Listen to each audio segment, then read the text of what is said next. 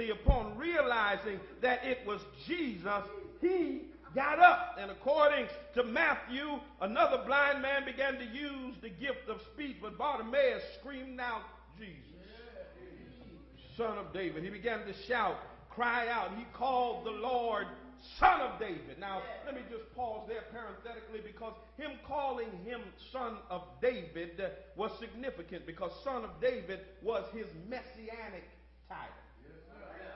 Yes, 2 Samuel 7:16 says, "And thine house and thy kingdom shall be established forever before thee. Thy throne shall be established forever." Isaiah 11:1, "There shall come forth a rod out of the stem of Jesse, and a branch shall grow from the root of David." Psalm 89:29, "His seed I will make endure forever, his throne as the days of heaven." He understood that Son of David was the prophecy, that he would be the root and the offspring of David. This was his messianic title. And notice he used his messianic title in a day and a time where the Jews had not even acknowledged him as the Messiah. Watch this. Bartimaeus used his gift of speech to shout, "Have mercy on me." And we need to understand his speech is based on his sound. He heard one of the marks of the Messiah would be the opening of blind eyes. Yeah. Remember when John was in prison, he sent two of his disciples to ask Jesus if he was the one or should they seek another. And Jesus said, "Go and show John these things which you do hear and see." The blind receive their sight. Yeah. The lame walk. Yeah. The lepers are cleansed. The dead are raised. The poor have the gospel preached unto them. So Bartimaeus understood that this was the Messiah.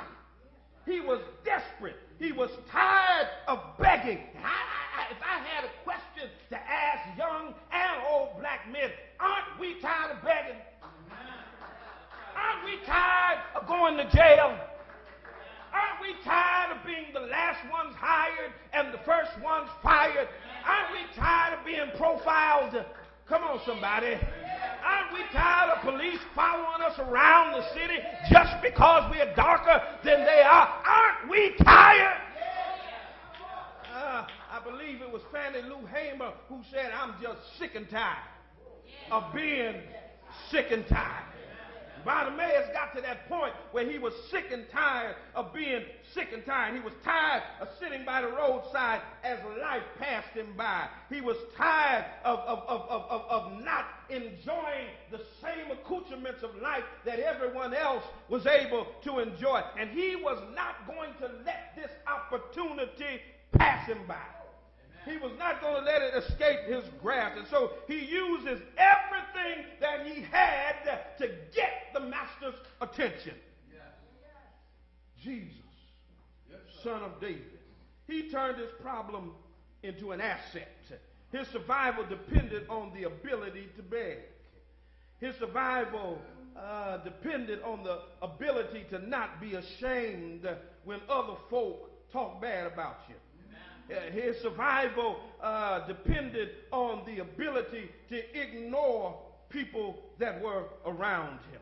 There was an unsympathetic crowd around him, much like we are today, right? That beggar at Burger King, what's the first thing you say? "Oh, Lord, here he comes." I knew all the cars in this parking lot, I knew he was going to come to my car. Amen? He had an unsympathetic crowd around him telling him to be quiet. The Lord ain't got time to be bothered with you. Why don't you shut up? Always got your hand out for something. Be quiet. You're disturbing us. I thought he was calling Jesus. Some of y'all missed that. Some of you will get it when you get home. Amen. You've got to learn how to put the crowd out of your mind. You can't allow the crowd to stop you. You can't allow them to keep you from calling the Lord. They're not concerned about your soul. They're not concerned about your blessing. Thank God that God is able to hear us above the crowd. He ignored the crowd. In other words, what I'm trying to say is our men have got to learn how to ignore the statistics. They've got to ignore the pundits and the commentators, those that say you will never be anything. Those who say you can't get out of high school, and if you do, you can't go to college.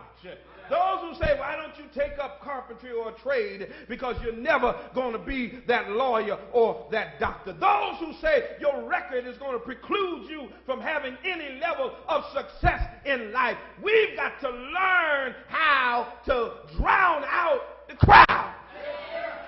We've got to learn how to talk above the crowd.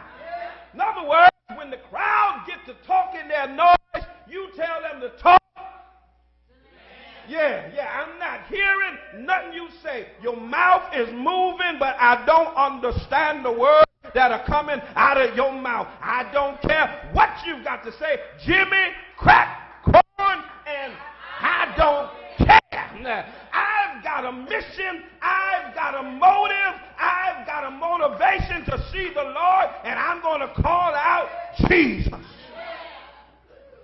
You got to determine persistence. And Jesus stopped the procession. Oh, yeah, he's on his way to Jerusalem. But on his way, he stopped. Notice this. This man got his attention. He was on his way to die for the sins of the world. But he stopped. Stopped to show mercy. Oh, bless his name. He stood still and he called out for Bartimaeus. Now watch this. This one's going to blow your mind right here. Tanya, when he was calling, the crowd was telling him to shut up. Be quiet, Jesus ain't got no time for you. Leave us alone. Even though he wasn't talking to them. But notice, if you will, when Jesus stopped and called for the man, the same Negroes that were in the crowd telling him to shut up and be quiet, all of a sudden ran over to him and said, get up. The master's calling for you. Watch this now. All of a sudden, when this poor, begging, blind man that nobody had any time for got the attention of the man in charge, all of a sudden, the same folk that were just kicking dirt on him wanted to be nice to him. Oh, somebody gonna get this after a while.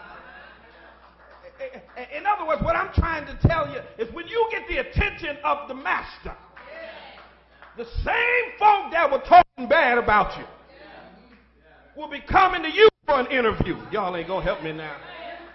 The same folk who were dogging you out will be coming to you looking for a favor, because now you got the power and you got the influence and you got the ear of the man in charge.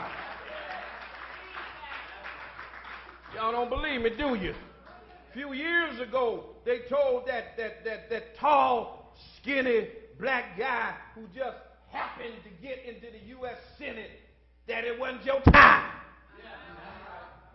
Shut up, go on, sit down. Ain't nobody taking you seriously.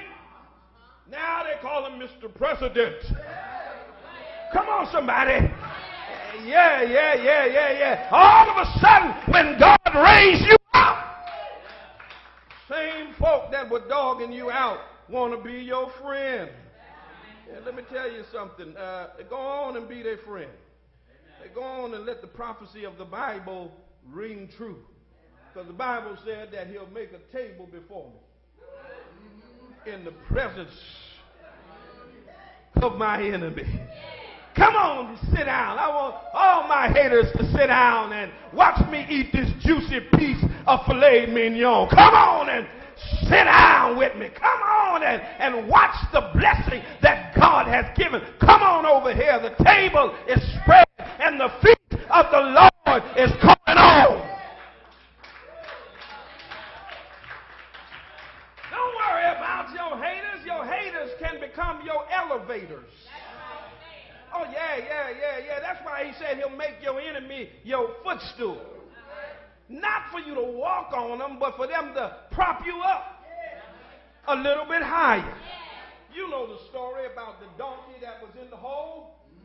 And these folk would come by and throw rocks and dirt on the donkey. Just throw rocks and dirt in. And the donkey would just shake it off and keep on trying to get out.